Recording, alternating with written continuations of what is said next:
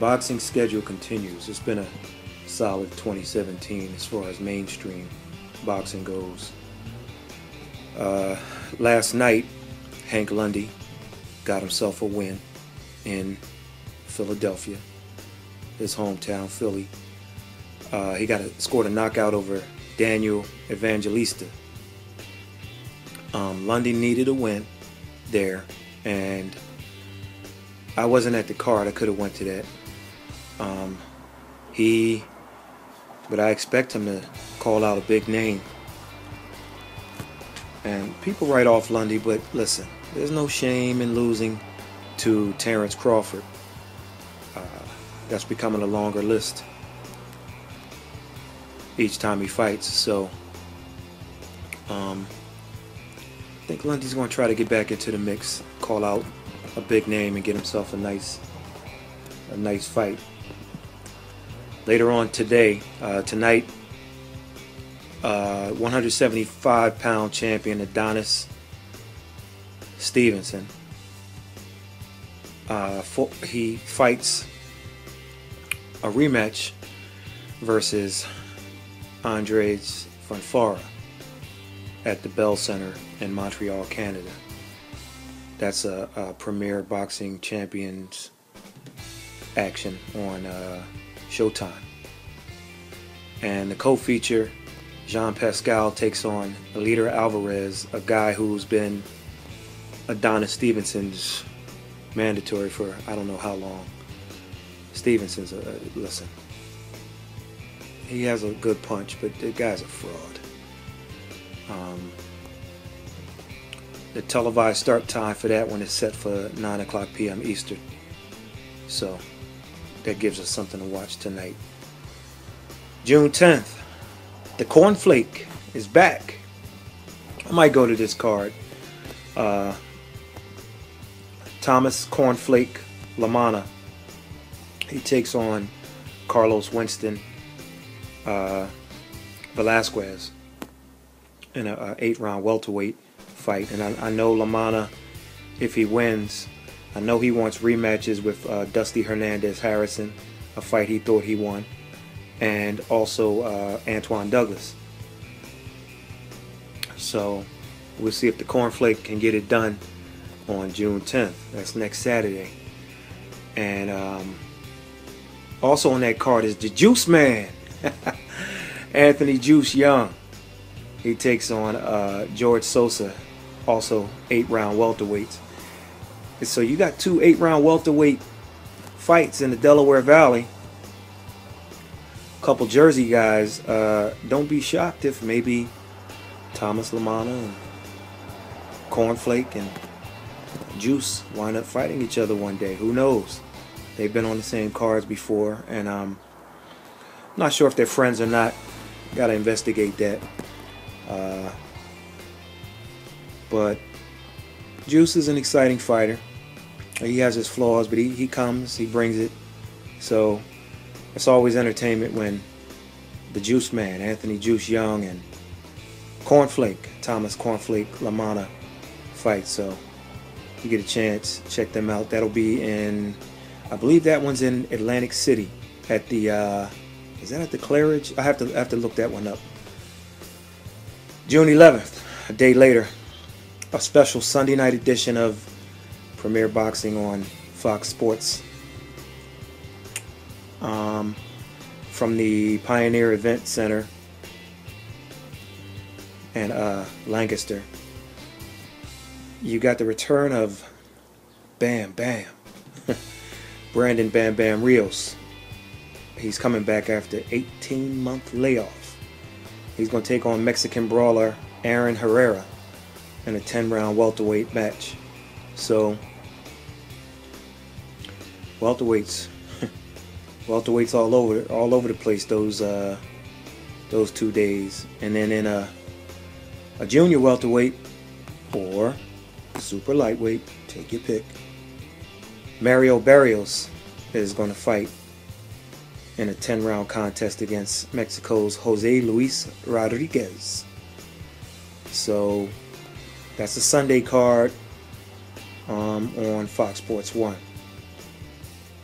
June 15th, we got hard-hitting Cletus Seldon versus Mighty Mike Arnautis. He hasn't been mighty as of late.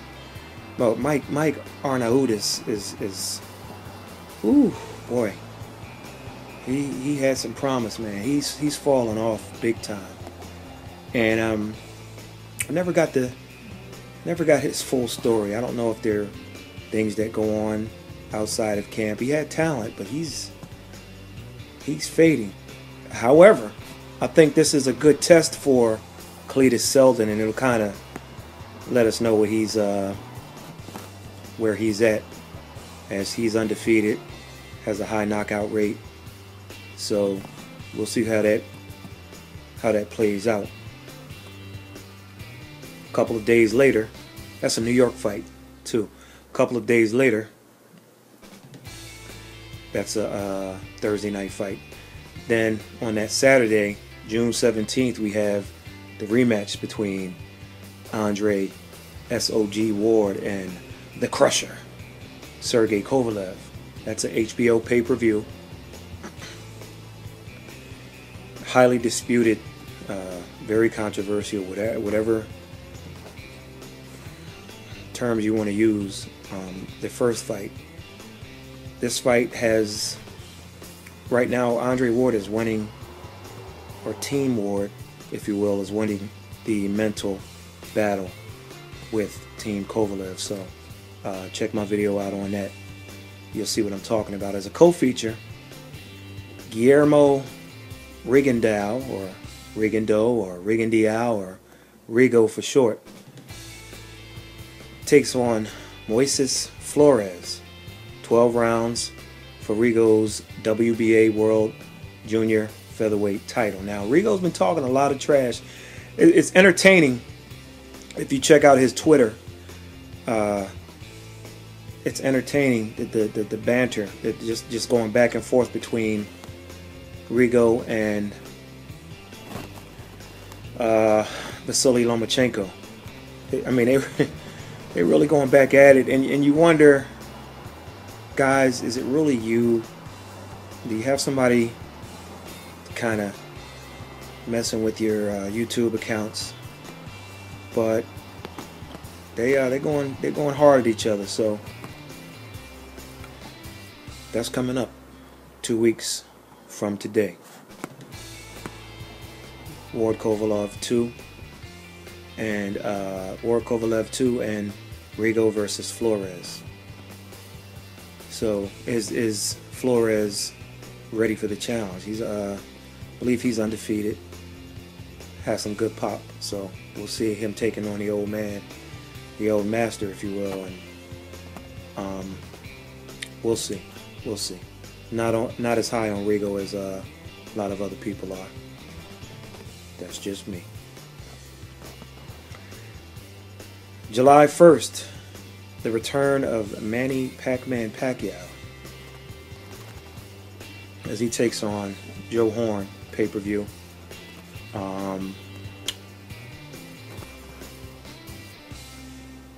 We'll see what it's about. I'm going to see if I can break down some film on Horn, see what he brings to the table, and take a look at Pacquiao's last fight or two, just to kind of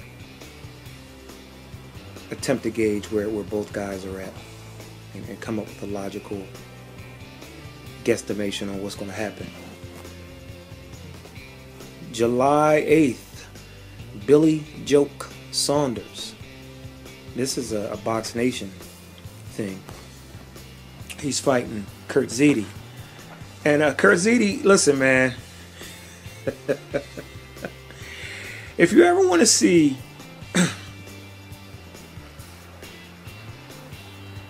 a guy do his best Mike Tyson imitation at about 4'11", maybe 5'1", you got to check Kurt Ziti out. Check out some of his fights. Not Omar, I always say that. Antoine Douglas was an undefeated prospect, making some noise. talking some noise. And, or however you want to say it, there was a lot of noise. He had some backing, and he took on Kurt Ziti, and Douglas came out as if it was another night in the office, and Kurt Ziti put it on him. He gets down and he kind of bobs and weaves, and he just lets his hands go. He's an older guy, and I think they figured he was some cab driver that was coming in that they can get rid of after a few rounds, get some work in and get him out of there. And Kurt Ziti, just pressure fighter, man, just kept it on. It's difficult with his height and the way he fights it. It's just difficult. I mean, he's like a Monty Mays of Clay, man. Just very vertically challenged, but he brings it. He brings it. So it'll be interesting how Billy Joe Saunders deals with with Kurt Ziti. I'm telling you, you got to watch this guy, man. Just a little Mack truck just keeps coming forward. So that'll be interesting. I might see if I can find a way to check that fight on the stream or what have you. But guy makes me laugh. I mean, but he's a hard worker.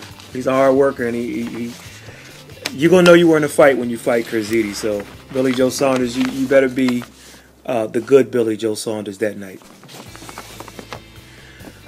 You know what? Let me go backwards to the month of June. I kind of skipped the end of June. June 24th, an interesting matchup. I believe this is in Philly. I might actually go to that. Kermit Centrone, I believe, or somewhere in Pennsylvania. It's a Pennsylvania fight either way because of both guys being from the area. Kermit Centrone battles Tyrone Brunson. If you remember Tyrone Brunson, he broke the knockout record. I believe it was like around 19 or 20 or so first round knockouts or something like that. So he's a Philly guy. Centrone is from Pennsylvania also. So I like this matchup. I like it at both points in their careers. I don't know. I mean, maybe I'm just a boxing junkie, but I'm intrigued with the matchup. Friday, June 30th. Nice little card here. This is a one of those premier cards. We got unbeaten lightweight world champion Robert Easter Jr. The Easter Bunny. He's defending his title in his hometown against his mandatory, which is Denis Sheffikov. This is a good challenge for Easter, and I mean this isn't a guy that's nobody or who's going to roll over. So good challenge, good challenge. Robert Easter is the opposite of Kurt Ziti. He's not vertically challenged. He's actually very tall for his weight class, for the lightweight weight class. So that should be decent. And then as the co-feature, he's back. Julian J. Rock Williams. And he takes on Joshua Conley. Not Clotty, Joshua Conley. And this will be in a... They build it as a 154-pound battle. I was chatting with his trainer, Stephen Edwards, and I think it was him. And Steve, if I misquote you, forgive me, brother, but I believe it's going to be for that 156 pounds, a couple of pounds over the 154-pound limit. And this, when you talk about catch weights, that's the type of catch weight where it doesn't matter. Guys bouncing back, it's not for a belt. They both decide, let's do it a couple of pounds over with the timing and everything, and then take it from there. So don't have a problem with that. Start time on that is 9 o'clock p.m. Eastern. That's a premiere card. I believe it's on, I'm not sure. It's probably Fox Sports 1 or Bounce. It's a Friday, June 30th. Check your television stuff. So Easter, he defended his title at the same venue in February when he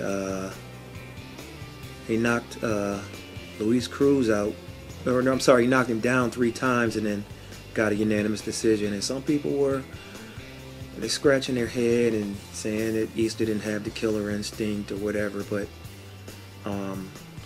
he got the knockdowns, he got the W, and I'm sure that's fine with him.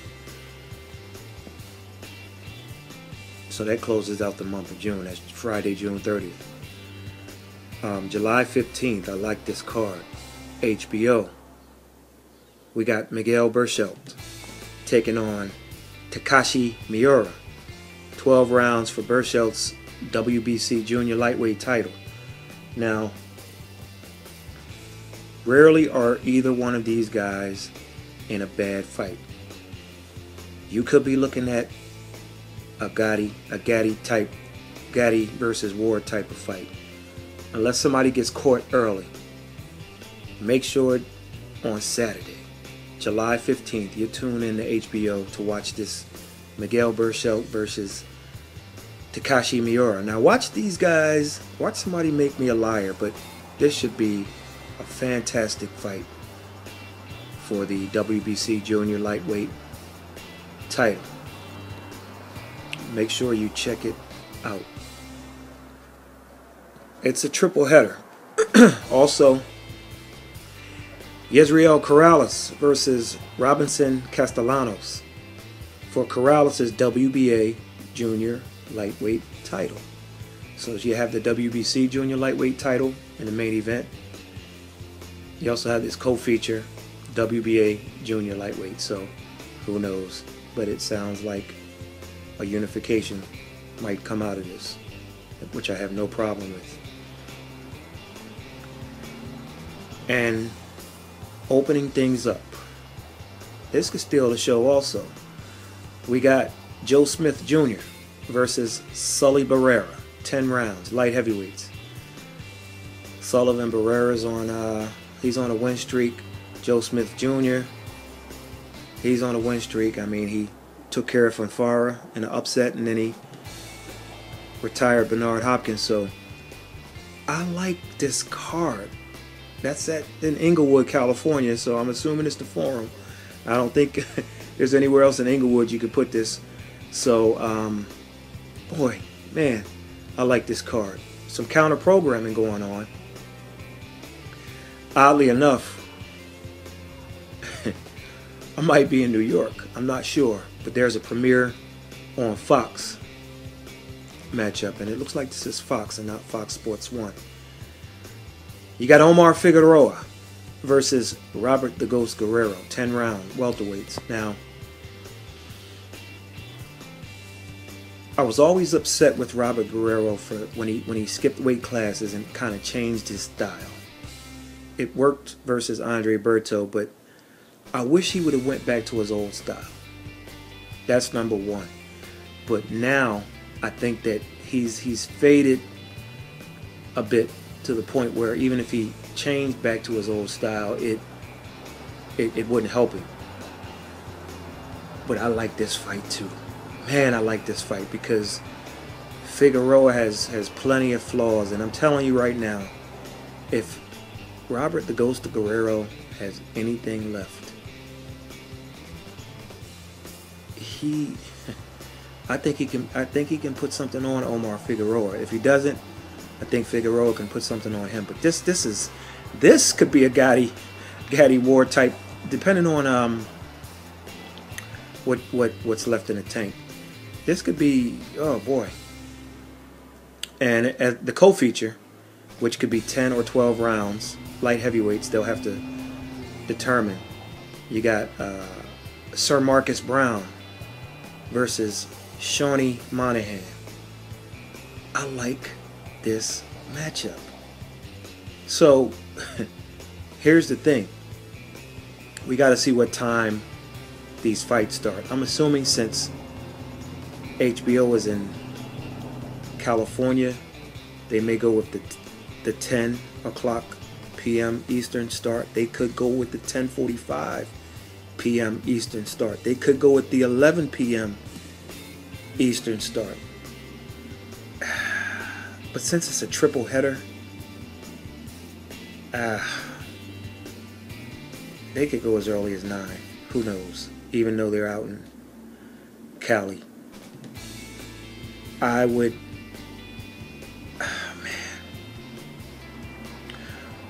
What I think I'm going to do is, if they open with Joe Smith versus Sully Barrera, I'm going to watch that. Then I would prefer to see the Marcus Brown, Shawnee Monahan over the Yezriel Corrales, Robinson Castellanos fight. Now that I'm saying that, watch that be the fight of the year. And, man, I really want to see Figueroa and Guerrero, but I mean, that Berchelt versus Miura, I probably would go with that. And then, two dilemmas though. Number one, HBO is going to re-televise their card like an hour or so, maybe 2 hours tops. No, about an hour or so later. So I can always watch the replay. That premiere on Fox thing, you probably would have to wait. Maybe they show it, maybe they don't. Maybe they put it on demand, maybe they don't. And then, of course, the other dilemma is I may actually go to New York for that fight card. So if so, then I'm stuck with watching that. But either way, two good cards. Hopefully, there's like a gap in time. It would be nice if one came on at 9, the other one came on at 10:45 or 11, but who knows. July 29th, 2 weeks later, a Showtime fight. We got Adrian Broner versus Mikey Garcia. And although it's listed at 140 pounds, I'm wondering if they're going to negotiate a Broner weight for this one. He's a guy kind of without a weight class. If there was a weight class of like 143 or 144 or something like that, I think that would work for Adrian Broner. But as of now, it's 140 pounds, junior welterweight or super lightweight.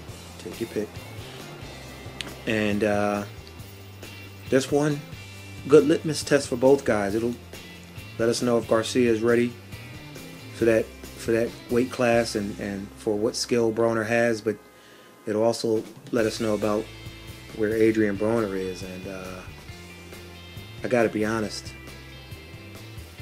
I look at it as a must-win for Adrian Broner. August 26th, Carson, California on HBO, the return of Junito Miguel Cotto. And he's going to take on Yoshihiro Kamagai. 12 rounds for, oh look, they found a vacant WBA junior middleweight title out there somewhere. So, interesting fight. Miguel Cotto signed a deal with Golden Boy Promotions, and we'll see. I expect a lot of Golden Boy prospects on that undercard. It's HBO. It's not pay-per-view. So that's good for fans. And we'll see. We'll see. Cotto believes he has something left, and he's already has a December, I believe, fight date pending. Well, maybe not even pending how he does against Kamagai, so we'll see. September 16th, 2017.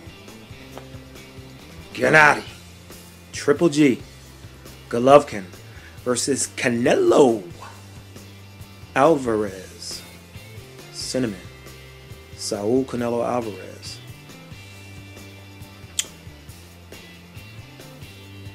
HBO pay-per-view. And need I say more? And rounding out the year, of course there'll be other fights, but from September and even before September to the end of the year and beyond, you're going to see a bunch of Golden Boy on ESPN cards, which you guys don't sleep on that. A lot of people are like, oh, there was a Golden Boy card. There was a Golden Boy card. I'm like, listen, are you boxing fans or are you big name fighting UK fans or Premier fans or Top Rank fans? Like, listen, you need to know who's boxing. Nobody cared about Friday night fights when it was around, except me and a few of us. And I actually watched it to hear Teddy Atlas ramble on. He was entertaining. But then when Friday night fights was taken away, people were like, well, man, I missed when I could just come home on a Friday and watch Friday night fights. So now, technically, it's back. The Golden Boy on ESPN cards that have taken place have been exciting. And they'll continue to be exciting because Oscar has a stable. And I'm telling you, if Oscar is able to stay away from his demons and the drinking and whatever else you want to name, if he's able to just stay away, I'm telling you, in 2 to 5 years, Oscar could be running boxing. And I mean, he has a stable of fighters, partially where he's had to rebuild, that he signed. I'm telling you, I'm sure if you go to Golden Boy's website, I'm sure they have the list of their fighters, but I'm telling you, he signed some fantastic prospects. So we'll see how that plays out. And the old man in Vegas is getting old. The Bob father, he's getting old. So he's got to be pushing like what, 85 or something like that. I don't even know how old Bob Arum is. Might be closer to 90 than 80 for sure. So we'll see how it plays out. Of course, you got his ex-partner Richard Schaefer with his Ring Star. You have the pseudo promoters under the Premier label, and Curtis Jackson, 50 Cent, and Mike Tyson appear to be out of the game, which is a shame because I thought Mike Tyson, I thought he had a good blueprint. He kind of reminded me of Oscar, but Mike Tyson had a way of seeing the matchup on paper, but and then playing it out in his head and discovering how good of a matchup the fight would be, and then the fights would go and play out the way that he predicted. So it's sad to see that a man who gave so much to the game, despite his faults outside of the ring and even inside of the ring, to kind of be blacklisted from the game, especially when you heard him talk at the press conferences and the knowledge that he brought.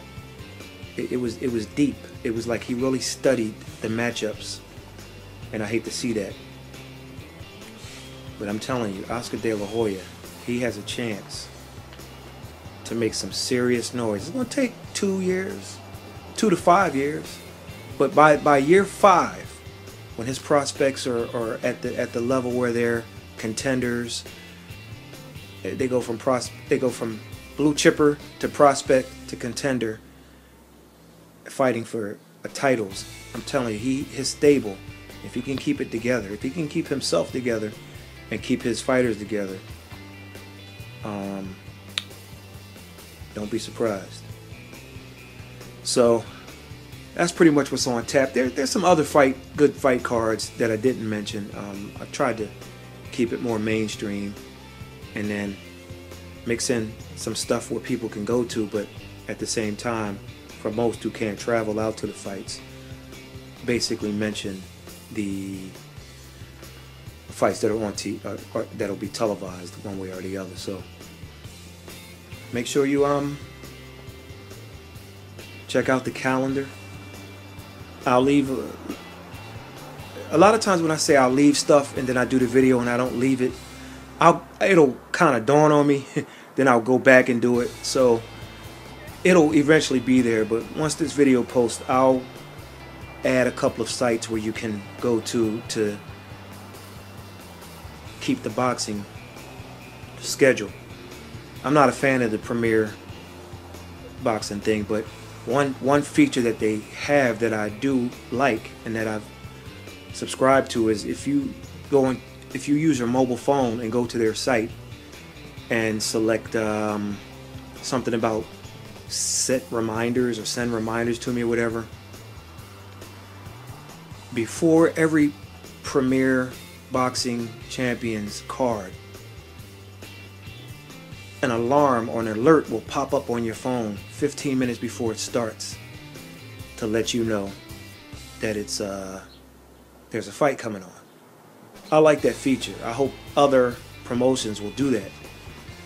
Along the same lines, and I'm sorry, I know these videos are much longer than they have to be. This probably should have been a 9-minute video, and we're going on to minute number 32, so I'm gonna close it in a second.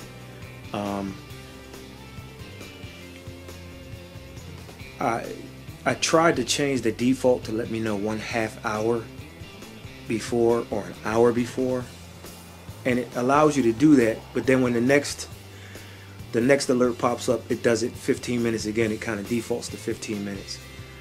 I like to eat when I'm watching boxing sometimes, so if I get an hour's notice, I'll say, up, let me go grab something to eat, get it ready, or even a half hour ahead of time. Then I can do that. But nevertheless, it's a nice application, nice feature, and I hope others follow suit. So check out my video about the mind games that Jay Prince played on Team Kovalev and John David Jackson, and check out the fight tonight on Showtime and the aforementioned fights in the video. We'll catch you on the next one.